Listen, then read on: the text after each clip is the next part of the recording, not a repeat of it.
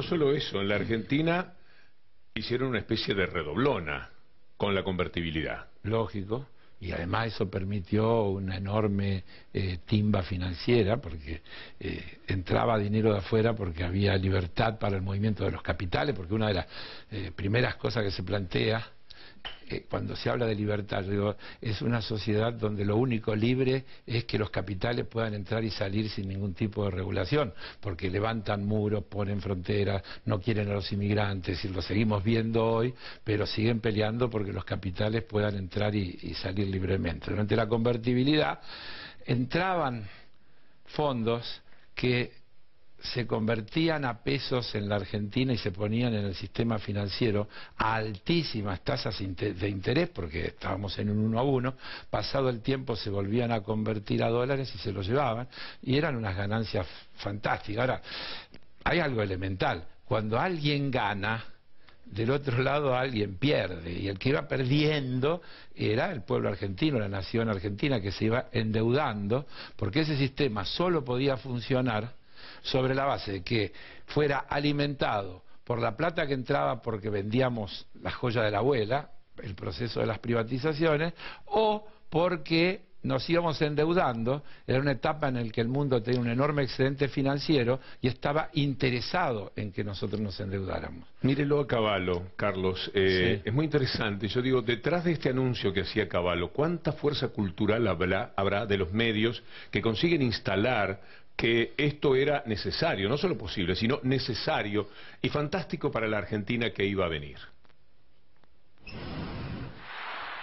Hará uso de la palabra el señor ministro de Economía de la Nación, doctor Domingo Cavallo, quien se referirá a la situación fiscal y marcha del plan de convertibilidad. Compatriotas,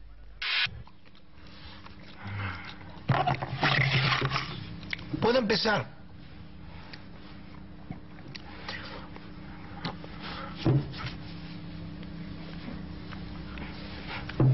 Buenas tardes. Quería preguntarles si yo acaso para ustedes soy una persona mala. podemos afirmar sin titubeos que tanto el manejo fiscal como el manejo monetario son extremadamente estrictos y aseguran las bases económicas necesarias para la estabilidad de la economía. A mediados del año que viene comenzaremos a vivir un período de extraordinario crecimiento. Volverán los capitales y las inversiones, se crearán muchos nuevos empleos y mejorará rápidamente el nivel de vida de todos los argentinos. Qué historia, ¿eh? Sin comentario casi, ¿no? Permítame 20 segundos para recordar que esto, justamente ahora, esto que decía Cavallo, en el 91, se ha terminado. Ponemos en esta norma punto final a la norma de convertibilidad que fuera sancionada oportunamente.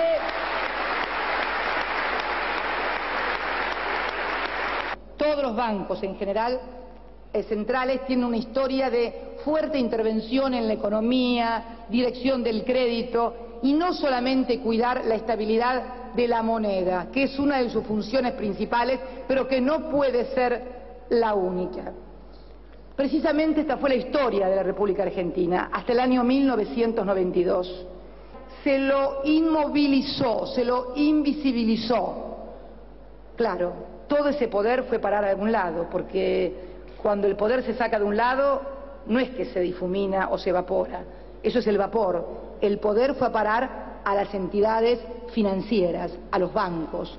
Por eso pasó lo que pasó, no solamente en la República Argentina, sino en el mundo entero. Lo financiero, por sobre lo productivo, es producto de esto que se llamó en algún momento Consenso de Washington y que hoy están dando marcha atrás varios países.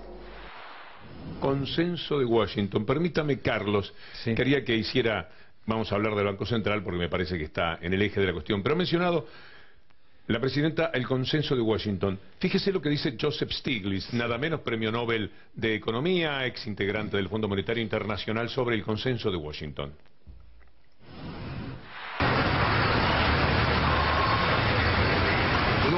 Washington consensus was a consensus between the U.S. Treasury, the IMF, the World Bank, three Washington institutions about what was the best strategy for economic development.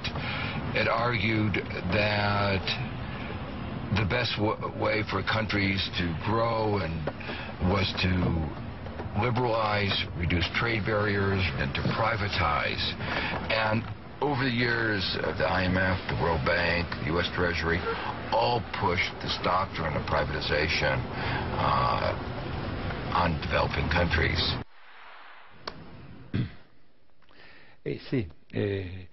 A ver, la idea básica, además del consenso de Washington, es en realidad el fin de los Estados-nación y su reemplazo por los organismos multilaterales, por los organismos financieros internacionales.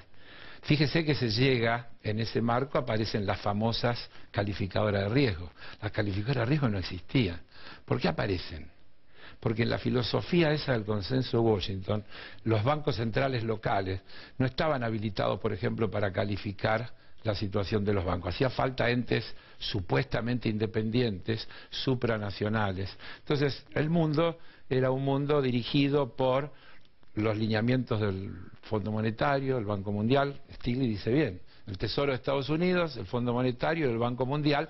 El Fondo Monetario y el Banco Mundial son dos organismos donde además Estados Unidos tiene mayoría y siempre ha hecho lo que Estados Unidos planteó. Es decir, que el consenso de Washington es, en definitiva, la subordinación del mundo a los intereses de los Estados Unidos, que se expresaba en privatización, desregulaciones, libre movimiento de capitales, etcétera, etcétera. Eso es el consenso de Washington, convertir en doctrina lo que a sus intereses les resulta conveniente.